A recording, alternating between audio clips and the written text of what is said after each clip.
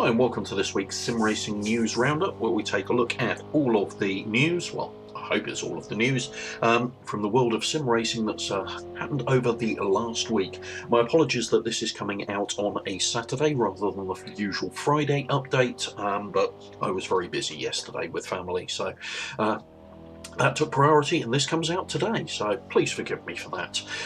As always, if you do find this video useful or interesting, please do like and subscribe to the channel and hit the bell icon so that you'll be notified when new weekly news roundups get uploaded. Right, so kicking things off, first of all, we have a new hotfix for RFactor 2. So this is a relatively small hotfix, just tidying up a few things around the recent updates. A lot of track limit stuff by the looks of things, and as always, you'll find a link to the patch notes and update notes in the comment section down below. Not comment section, the description down below. So if you want more details, just head down there, click on the relevant link, and bingo, you will be able to read it at your leisure. So moving on from RFactor 2, we have F122. Now F122, this I talked about last week. This basically introduces the Ferrari Special Edition livery, and the Shanghai International Circuit is added. It does confirm that Shanghai has been added to Time Trial, Grand Prix and multiplayer modes. Obviously you won't be able to play it in career mode because it's not on the calendar. A few other things have been tweaked in there and tidied up in there, but the one thing that still hasn't been fixed and really annoys me is that if I want to use my T300 wheels and pedals, I have to unplug them from the USB hub and plug them directly into my PC. The hub, which also has a load of other stuff in there, such as my handbrake and my button box, etc., works perfectly well with every single other title around. Worked perfectly well with F1 2019, 2020, one of the two anyway, and other Codemaster titles, but no, F122 doesn't like it, and they seem to have little interest in fixing that, which annoys me a lot. And that is also still the same after the hotfix that came out. So yeah, a couple of days after releasing the main patch, they did release a hotfix, which did tweak some stuff around wheels, believe it or not, excessive force feedback during collisions, but didn't do anything to fix the need to plug it directly in rather than going through a USB hub. And yes, that is irritating me beyond all reason. It's another reason why I'm not really spending a great deal of time with F122, to be honest with you. Okay, so moving on from my frustrations and annoyance with the latest Formula 1 title, we have Forza Horizon 5. So a couple of interesting things here. First of all, we've got a new festival playlist, and Road Trip Week 1 is summer, and it will be cycling through various events, and honestly there's too much content and stuff in here for me to go through in detail, so please do take a look at the patch notes, but there's a lot of new stuff coming out in this, and new content being added to Forza Horizon 5. And then in other Forza Horizon 5 related news, they're getting ready to celebrate the 10th anniversary of the Horizon titles. So there's going to be a whole host of themed events based around the 4 previous Horizon titles, and this is going to be landing on October the 11th. So they're going to be having stuff themed around the first Horizon through to Forza Horizon 4. So there's going to be a lot coming out around this. There's a lot of info and a video celebrating it and announcing it that's in the link down below, so go and take a look at that, because there's definitely some fun stuff going on there if you are into Forza Horizon. We've then got a new title coming out. Now this is a bit of an oddball one, and there's not a lot about this at the present moment. I know the platforms it's going to be coming out on. Apparently it's coming out on PS5 and PC. There is no release date for it yet, and it's called Pacific Drive, and it's a survival horror driving game, which is a bit weird, but basically you drive your car and you have to restore it, upgrade your car by finding abandoned garages, etc, etc, and then enter out into the world to try and find out what's going on and dodging various weird supernatural entities. So your car isn't just a means of transport, it is the main survival part of it after you've upgraded your car. It's intrigued me, to say the least, so it'll be interesting to see what comes of this. But yeah, it's all we've got in terms of release date is coming to PC and PlayStation 5 in 2023, so it'd be worth keeping an eye out on this one. It could be interesting, it could be bobbins, we'll have to wait and see. And speaking of odd survival horror type stuff, in a tenuous link, I will admit, from that little segue, we have the news that David Harbour, who starred in Stranger Things, is set to star in the upcoming Gran Turismo movie. He will be playing the role of a retired racing driver who mentors the movie's lead character, and that's pretty much all we've heard about that. So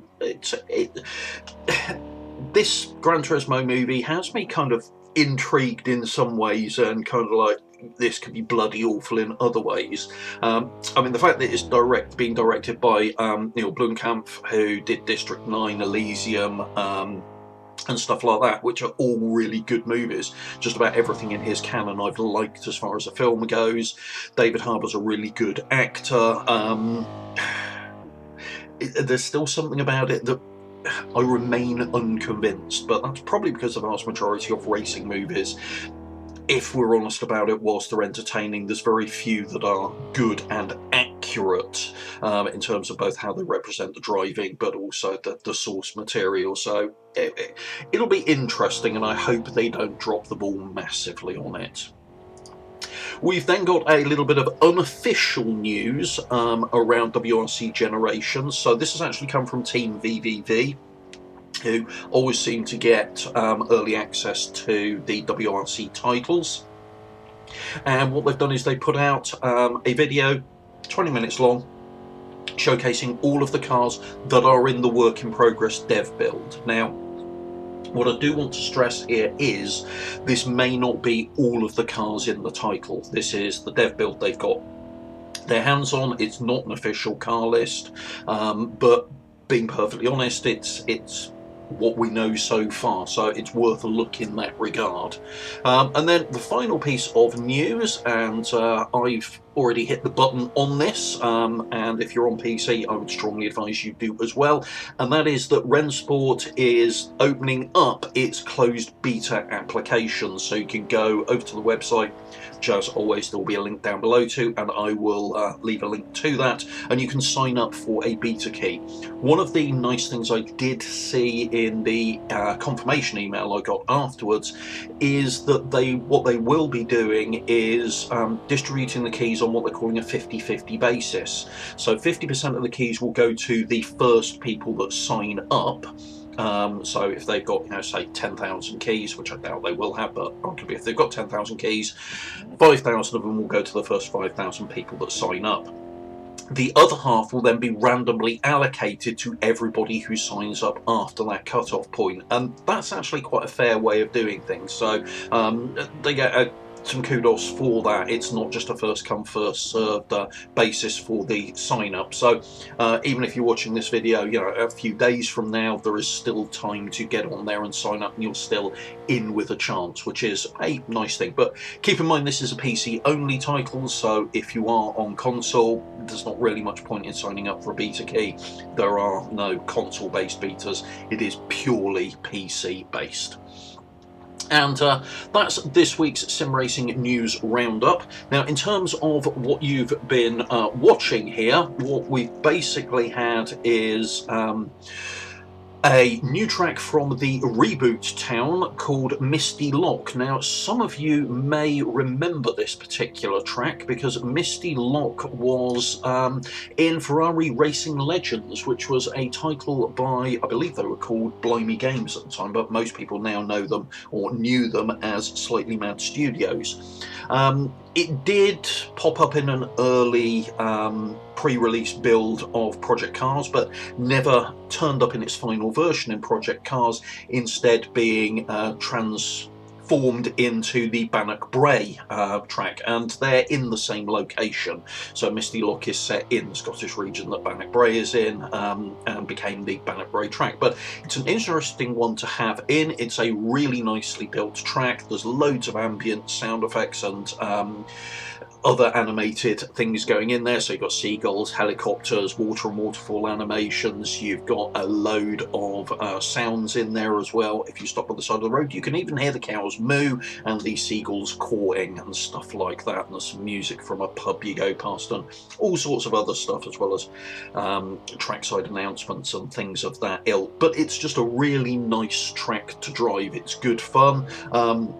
Even with more modern machinery, even though from its original iteration in Ferrari Racing Legends, it was kind of a track set in the 60s, but it works extremely well with modern cars as well, as you can see by my choice of vehicle on it, which I'll come on to in a moment. As standard, the billboards are a little out of place for Scotland, and what I'll also leave a link to down below, because I've installed it, is there is a set of Scottish billboards that you can install that makes it a bit more authentically Scottish in that regard. So feel free to install those or ignore them as you will. And then we come on to the car, which is a pack that I will link to. It is a Patreon link, but you don't need to be signed up to the Patreon or a subscriber to get access to it. You can download it quite happily.